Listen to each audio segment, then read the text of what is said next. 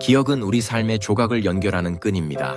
우리가 경험한 모든 순간, 느꼈던 감정, 배웠던 지식은 모두 기억의 형태로 남아 우리를 지금의 우리로 만듭니다. 하지만 기억은 그저 뇌에 저장된 데이터가 아닙니다.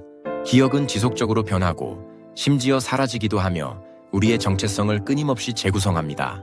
오늘 우리는 이 신비로운 과정을 깊이 탐구하고자 합니다.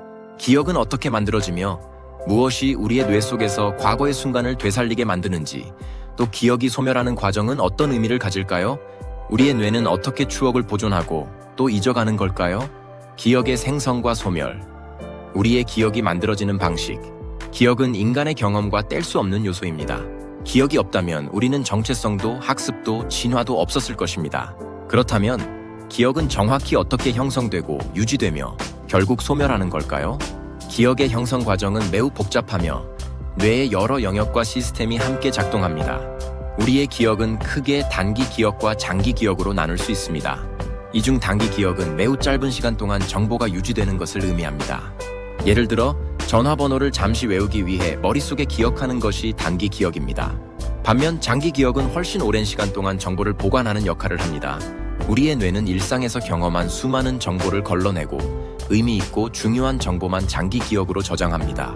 기억이 처음 형성되는 과정은 인코딩, 엔코딩이라는 단계에서 시작됩니다.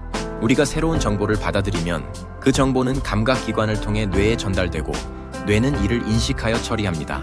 이 과정에서 중요한 역할을 하는 것이 바로 해마, 히포캠푸스입니다. 해마는 새로운 기억을 장기 기억으로 변환하는 데 필수적인 역할을 합니다. 특히 공간 기억이나 서사 기억처럼 사건과 맥락을 기억하는 데 중요한 정보를 처리합니다. 기억이 형성된 후에는 저장, 스토리지 과정이 시작됩니다. 뇌는 정보를 여러 신경 네트워크에 걸쳐 저장하는데 이 과정에서 시냅스가 중요한 역할을 합니다. 신경세포 사이의 연결부인 시냅스는 기억이 저장되고 호출되는 통로입니다. 즉, 우리가 무언가를 기억할 때 신경세포들 사이에서 시냅스 연결이 강화되고 이 연결이 유지되면 정보가 장기적으로 저장될 수 있습니다. 그러나 기억은 단순한 저장소에 남아있는 고정된 정보가 아닙니다. 기억은 시간이 지남에 따라 끊임없이 변화합니다. 이를 기억의 재구성, 리컨스트럭션이라 부르는데 우리는 과거의 사건을 다시 떠올릴 때마다 기억을 새롭게 구성하게 됩니다. 이 과정에서 종종 잘못된 정보가 추가되거나 기억이 왜곡되기도 합니다. 그래서 인간의 기억은 완벽하지 않으며 때로는 우리가 기억하는 것이 실제로는 다르게 일어난 일일 수도 있습니다. 기억이 소멸하는 현상은 두 가지 주요 메커니즘에 의해 설명됩니다.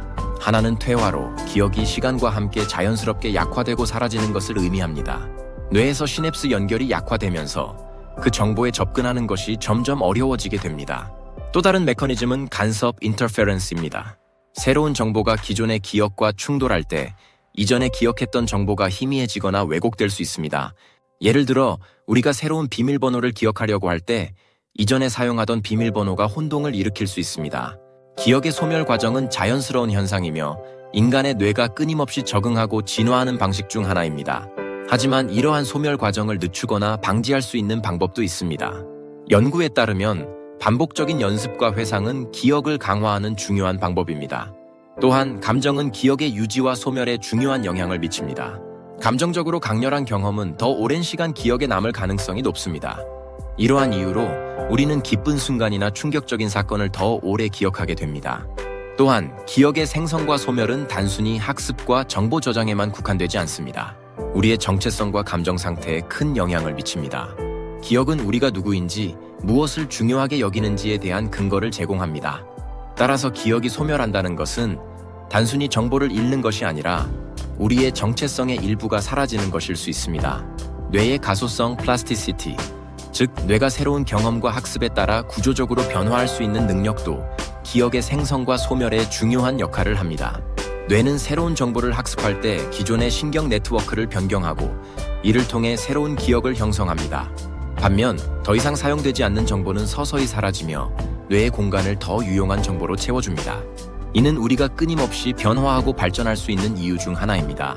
결국 기억의 생성과 소멸은 뇌의 신경 네트워크와 깊이 연결되어 있으며 이는 우리의 경험, 정체성, 그리고 감정에 직접적인 영향을 미칩니다.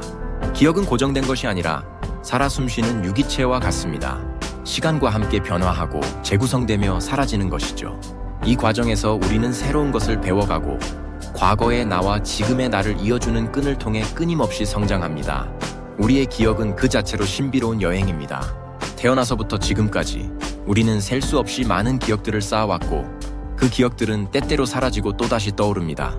기억의 소멸은 때로는 아쉬운 일이기도 하지만 그 과정 속에서 우리는 새로운 기억을 만들어가며 앞으로 나아갑니다. 오늘 살펴본 기억의 생성과 소멸 과정은 우리 삶의 중요한 축을 형성하는 매개체입니다. 기억의 흐름 속에서 우리는 과거와 미래를 이어주는 다리를 건너며 끊임없이 성장하고 변화해 나아갑니다.